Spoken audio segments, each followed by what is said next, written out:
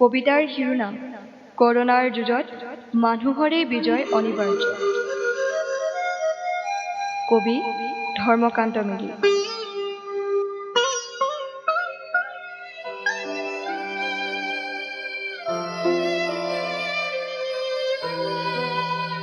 এক হিমশীতল ভয়াৰ্ত মুহূৰ্ততেই অজগৰৰ দৰে মেৰিয়াই মেৰিয়াই ধৰিছে সকলোকে। এখন এখন এখনকৈ সমগ্ৰ বিশ্বতে নিজৰ অস্তিত্ব জাহিৰ কৰি মানুহৰ স্বাভিমান, দম্ভ আৰু অহংকাৰক ধূলিসাৎ কৰি কবৰৰ কফিনৰ শেষ গজালটোত টোকৰ মাৰিবলৈ সদম্ভে ৰৈ আছে ভাইৰাছ।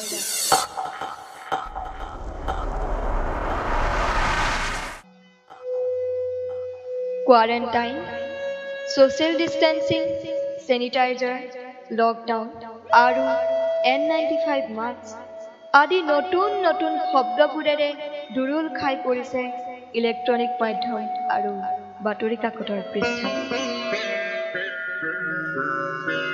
মানুহৰ অবাধ আহ-যাহ, মিছলীয়া মিলা-মিছা, উশৃংখল বজাৰ সমাৰ আৰু শ্বপিং মলবোৰ, সভ্যতাৰ জয়গানেৰে মুখৰিত বিদ্যালয়, মহাবিদ্যালয় আৰু বিশ্ববিদ্যালয়ৰ পাঠদান, কুণ্ডলী পকাই আকাশ ধুঁৱলী কুঁৱলী কৰা কল কাৰখানা, চিটি বাছ, ট্ৰাকৰ ভয়ংকৰ প্ৰতিযোগিতা, অনাকাংক্ষিত চাইৰানাৰে আৱাজবোৰ নিমিষতে বন্ধ কৰি দিয়া হৈছে।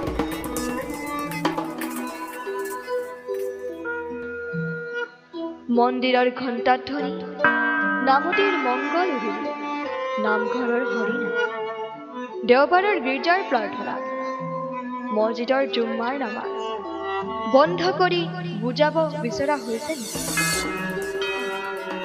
শ্ৰীকৃষ্ণ, যীশুখ্ৰীষ্ট, হজৰত মহম্মদ, বুদ্ধ আদি কল্পিত ভগৱানবোৰ এই গভীৰ সন্ধিক্ষণত নিৰুপায়, নিসহায়। হিন্দু, মুছলমান, খ্ৰীষ্টান, বৌদ্ধ বা জৈন, কিংবা Italy, Spain, Britain, America, Bharat বা জাপান, আৰু কিংবা ৰিপাব্লিকান, ডেমক্ৰেটিক, কমিউনিষ্ট, বিজেপি বা কংগ্ৰেছ।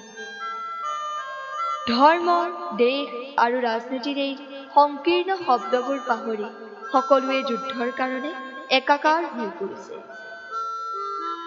কোনো ধৰ্মগুৰুৰ বাণী, ৰাষ্ট্ৰনেতাৰ চকুপানী, ৰাজনৈতিক বক্তৃতাতকৈ বিশেষজ্ঞ চিকিৎসক অথবা বিশ্ব স্বাস্থ্য সংস্থাৰ পৰামৰ্শ আৰু উপদেশ শুনিবলৈ, নতুন আৱিষ্কাৰৰ বিষয়ে জানিবলৈ দূৰদৰ্শনৰ সন্মুখত মানুহবোৰে ভিৰ কৰিছে। বিশ্ব শ্বেয়াৰ বজাৰবোৰ তাজপাতৰ দৰে নিমিষতে খহি পৰিছে। জীৱন, জীৱিকা, অৰ্থনীতি, শিক্ষা আৰু সমাজ নীতিৰে দিক-বিদিক হেৰুৱাই বাকৰুদ্ধ হৈ পৰিছে। আজিৰ এই অসহায় মুহূৰ্তত মানুহে নতুনকৈ শিকিবলৈ বাধ্য।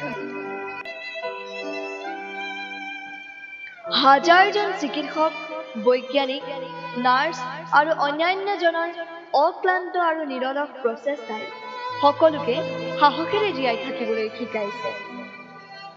জেনিফাৰ হেনাৰ দৰে মানুহক অপৰিসীম ভালপোৱা আৰু হাজাৰজনৰ আত্মবলিদানে আক্ৰান্তসকলৰ ওঠত পিৰিঙাইছে এমুকৰা হাঁহি। সংকীৰ্ণতাক পাহৰি সমগ্ৰ মানুহ জাতি একত্ৰিত হৈছে কৰোনাৰ বিৰুদ্ধে এঘৰী যুঁজত।